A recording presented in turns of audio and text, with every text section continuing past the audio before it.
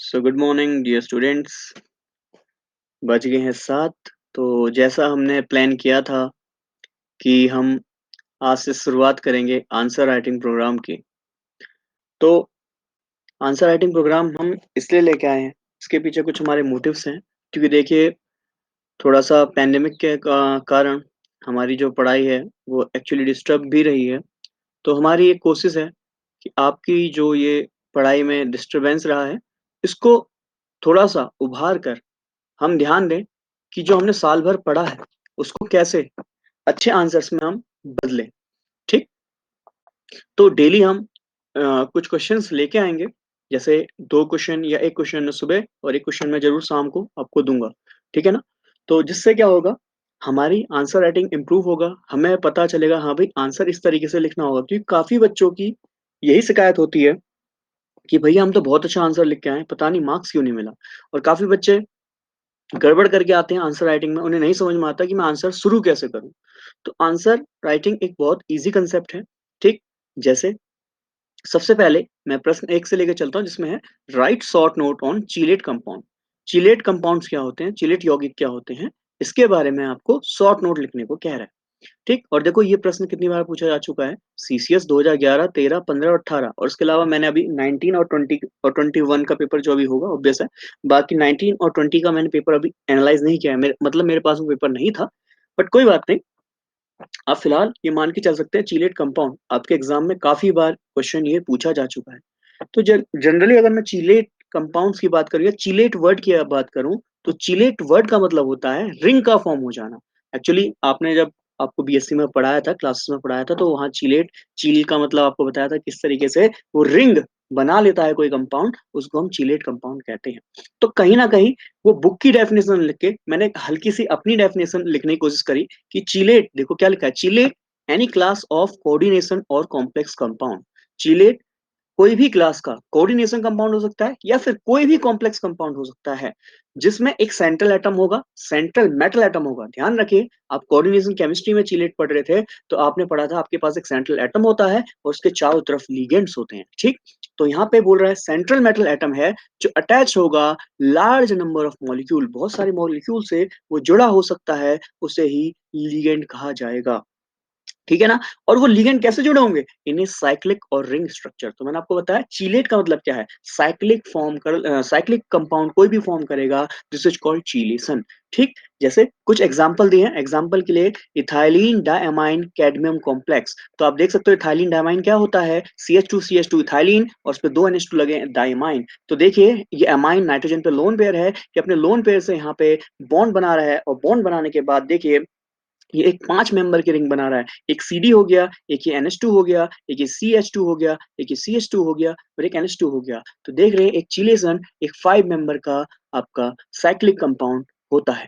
ठीक। ऐसे ही देखो ये कंपाउंड, ये बिल्कुल बुक का कंपाउंड लिया है और मुझे बताएंगे ये कंपाउंड कौन सा है। इसका नाम तो मैंने आपको बता दिया, इथाइलिन डायमाइन कैडमियम कॉम्प्लेक्स। और इस कॉम्प्लेक्स का नाम आप बताएंगे। देखिए ये क्लास अट्रैक्टिव और इफेक्टिव जब भी होगी जब आप लोग इसको बनाना चाहेंगे। मैंने आपसे कहा इसको, ये जो आपको दिख रहा है इसको आप क्या करें, घर से बना के बताएं कि ये कंपाउंड का नेम क्या होगा। ठीक है, इस कंपाउंड का नेम क्या होगा, इससे क्या है आपका ही प्रैक्टिस बनेगा। ठीक है ना। ये क्लासेस आप ही के लिए चल रही हैं तो आपका भी कुछ कहते हैं खुद से इंटरनल बनना चाहिए कि भाई जब हमारे लिए क्लासेस आ रही हैं तो हम भी कोशिश करें इन क्वेश्चंस को घर से दोबारा ट्राई करने की, कैसे आंसर लिखना है। देखिए ये भी नहीं कि मैंने आपको ये आंसर एक लिख के दे दिया, मॉडल आंसर लिख के दे दिया, तो आप उसको बिल्कुल ऐसे ही रट्टा मारने की कोशिश कर रहे हैं। देखिए रटिए अच्छी चीज है क्योंकि आपको वहाँ कंटेंट भी लिखना है।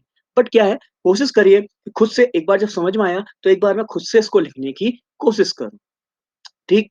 जैसे फिर मैंने बोला कि यहाँ पे जो लिगेंड है वो साइक्लिक और रिंग स्ट्रक्चर बताए बनाएगा। तो अब आपको ये भी बताना होगा कि यहाँ पे जो लिगेंड है वो किस तरीके के होंगे। देखिए जब आप किसी डेफिनेशन को लिख रहे हैं या किसी भी टर्म को यूज कर रहे हैं तो उसके अंदर जो भी टर्म यूज हो रही है उस सबको डिफाइन करें। जैसे आपने चीलेट को डिफाइन कर दिया कि रिंग स्ट्रक्चर बना रहे हैं लिगेंड, उसको हम जनरली चीलेट कह देते हैं। बट ये तो बताइए कि वो लिगेंड कैसे होने चाहिए। तो लिगेंड जनरली कैसे होने चाहिए, वे लिगेंड या तो बाइडेंटेड या फिर पॉलीडेंटेड होने चाहिए। मैं आपको बता चुका हूँ बाइडेंटेड लिगेंड ऐसे होते हैं जिसपे 2 डोनर साइट होते हैं, दो तरफ से दांत होते हैं। तो यहाँ पे NH2 NH2 दोनों तरफ से इलेक्ट्रॉन दे सकता है, इसलिए बाइडेंटेड है।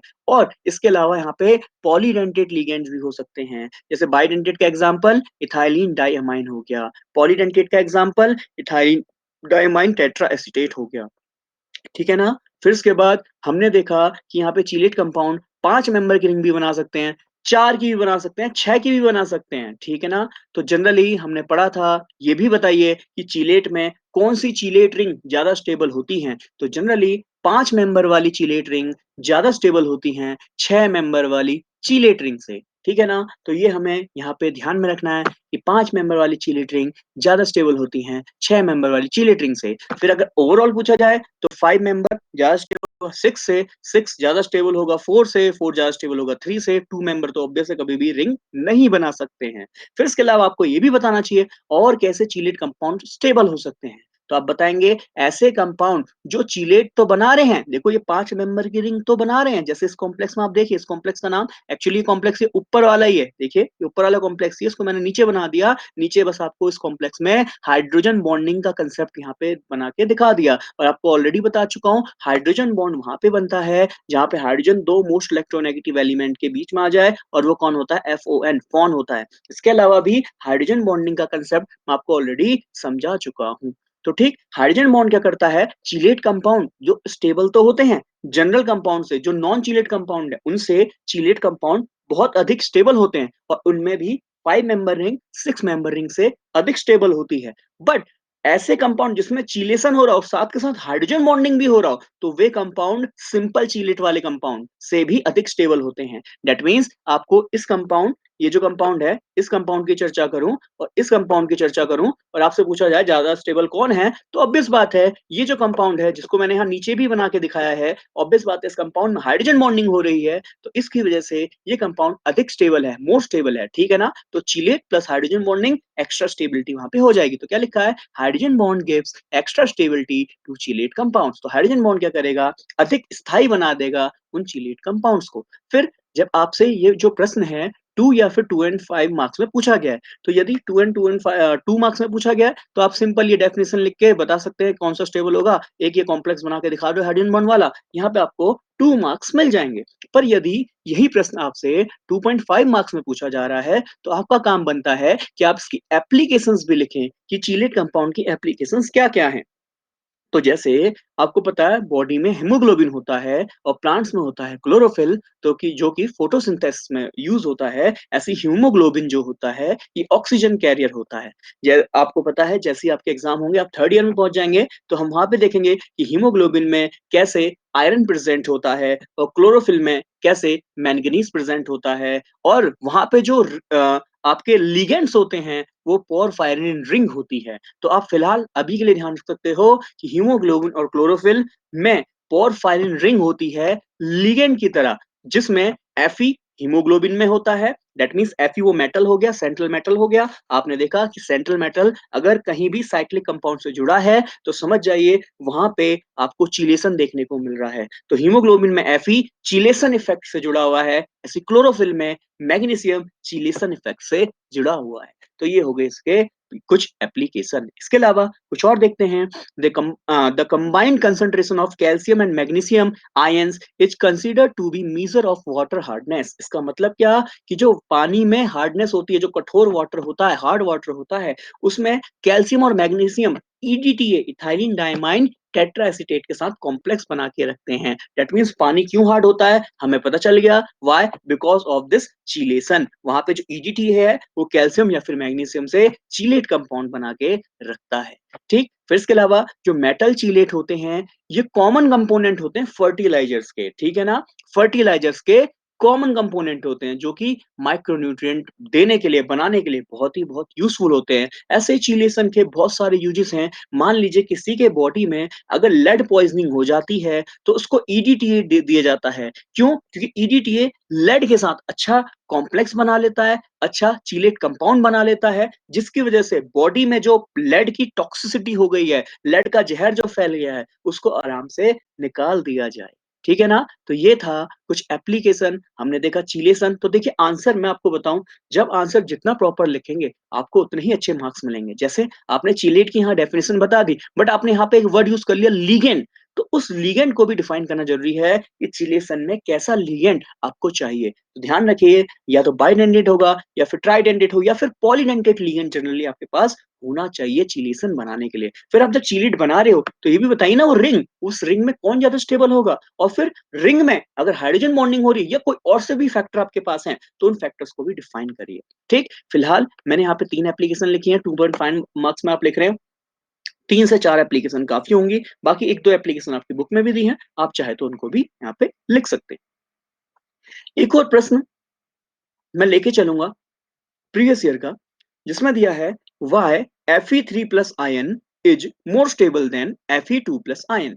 तो Fe3+ आयन अधिक स्थायी होता है Fe2+ से। देखिए 2 मार्क्स का क्वेश्चन है और 2011, 13 और 18 मतलब 3 बार ये क्वेश्चन आपसे पूछा जा चुका है। ठीक? तो इस तरह के प्रश्न में जैसे कई बार ये पूछ लिया जाता है यहाँ पे कि जो जिंक +2 है वो अधिक स्टेबल होता है या जिंक +1 जो होता है वो कम स्टेबल होता है Cu+1 से। ठीक है ना? इस तरीके से आपसे प्रश्न काफ़ी बार पूछे जाते हैं, ठीक?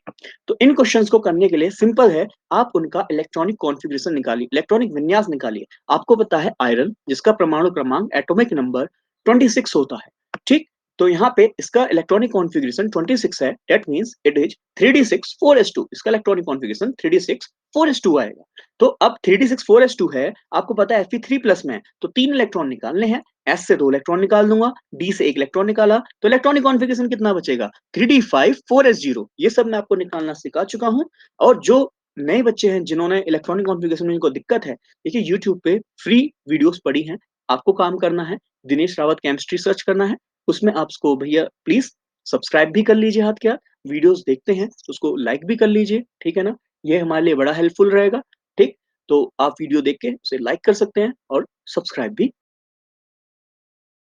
यहाँ पे अगर मैं बात करूँ तो वहाँ पे हाँ, इलेक्ट्रॉनिक कॉन्फ़िगरेशन की बात कर रहा था, तो आप वहाँ पे यूट्यूब पे फिजिकल इनऑर्गेनिक केमिस्ट्री के सेक्शन में आप जाएँगे, तो वहाँ पे आपको इलेक्ट्रॉनिक कॉन्फ़िगरेशन कैसे निकालते हैं, तो वहाँ पे वो पूरा आपको बताया गया है, तो वो आपको और हेल्पफुल करेगा, वो वीडियो सभी के लिए अवेलेबल है, ठीक?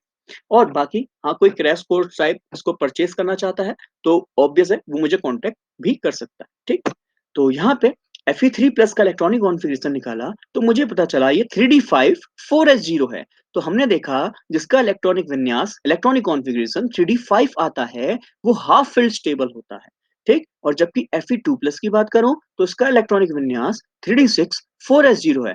और ऑब्वियस है, यहाँ पे कोई हाफ फ़िल्ड स्टेबिलिटी नहीं मिल रही है। तो सिंपल है, मैंने बस इलेक्ट्रॉनिक कॉन्फ़िगरेशन निकाला, जिससे मुझे क्लियर आइडिया हो गया कि Fe3+ में हाफ फ़िल्ड स्टेबिलिटी है, जबकि Fe2+ में इस तरह की कोई भी स्टेबिलिटी नहीं है। तो मैं सिंपली कह सकता हूँ कि Fe3+ जो है वो हाफ फ़ील्ड स्टेबल है, इसलिए वो ज़्यादा स्टेबल है देन Fe2+ से। देखिए, इतना सा आंसर था। मैं आपको ऑलरेडी बता चुका हूँ, स्ट्रैटेजीज़ सारी हमने क्लास में डिफाइन करी थी। मैंने आपको बताया था 2 मार्क्स का अगर क्वेश्चन है, तो उसको 30 से 35 वर्ड्स में आपको लिखना है। और मान लीजिए यदि आप पे क्वेश्चन जो है 7 एंड हाफ मार्क्स का है, तो आपको उस क्वेश्चन को अच्छे से एलाबोरेट करना है। ये नहीं कि भैया 4 पन्ने भरने हैं या 5 पन्ने भरने हैं। आप उसको अच्छे से डिफाइन कर दीजिए, जितनी चीज़ें उसमें पूछी हैं, उसको अच्छे से लिख दीजिए। अगर आप उसमें कोई भी वर्ड नया सा जोड़ते हैं, उसको डिफाइन कर दीजिए। फॉर एग्जांपल अभी चिलेशन में देख लेते हैं। चिलेशन का मतलब होता है साइक्लिक रिंग बनाना, और लिगेंड का भी वहाँ पे मैंने जोड़ दिया। तो आप लिगेंड को भी डिफाइन करिए कि लिगेंड कैसा होना चाहिए, बाइडेंटेट होना चाहिए, पॉलीडेंटेट होना चाहिए। तो इस तरीके से अगर आप आंसर लिखते हैं, तो हमेशा आपकी आंसर राइटिंग बेहतर ही रहेगी, ठीक? तो आंसर कैसे लिखा जाता है, इसके लिए ये क्लास आपको लाई गई है। आई थिंक ये क्लास आपके लिए बहुत ज़्यादा रिसोर्सफुल होगी और आपको बहुत ही ज़्यादा कॉन्फिडेंस बूस्ट करेगी एग्ज़ाम्स के लिए, ठीक है? इसके अलावा देखिए 3rd ईयर में आप लोग एनरोल कर सकते हैं, ठीक? आप मुझे कॉन्टैक्ट कर सकते हैं 3rd ईयर के लिए, और 2nd ईयर का अगर किसी को क्रैश कोर्स चाहिए, तो वो मुझसे कॉन्टैक्ट कर सकता है। इसके अलावा देखिए IIT जैम, और इसके अलावा BSc, MSc, class 11th 12th, science 10 two, मैंने आपको बताया था 6 टू 10, ये सारे कोर्सेज़ हमारे यहाँ चल रहे हैं। तो आप अगर जॉइन करना चाहते हैं या आपको लगता है कि हमारी क्लासेस आपके छोटे भाई-बहनों के लिए भी अगर हेल्पफुल रहेगी, तो आप उनको ओजीसी केमिस्ट्री जॉइन करा सकते हैं, ठीक? बाकी आप इस वीडियो को देख चुके हैं, तो आप इन आंसर्स को एक बार खुद से लिखने की कोशिश करिए। देखिए, हमारा ये इनिशिएटिव जभी हेल्पफुल रहेगा, जब आप खुद से भी खुद की हेल्प करेंगे, ठीक? तो इस पे आप खुद से इन 2 क्वेश्चन्स को लगाइए। ऐसे ही 2 क्वेश्चन्स मैं शाम को लेके आऊँगा। कोशिश करूँगा कि मैं डेली ही आपके लिए क्वेश्चन्स जो हैं लेके आऊँ, सॉल्यूशंस मैं आपको इन क्वेश्चन्स के लेके आऊँ और समझाऊँ कि किस तरीके से आपको आंसर लिखने चाहिए और किस तरीके से आप एक अच्छा जो स्कोर है, वो गेट कर सकते हैं। ठीक? बाकी मिलते हैं अगली class. Bye bye and take care.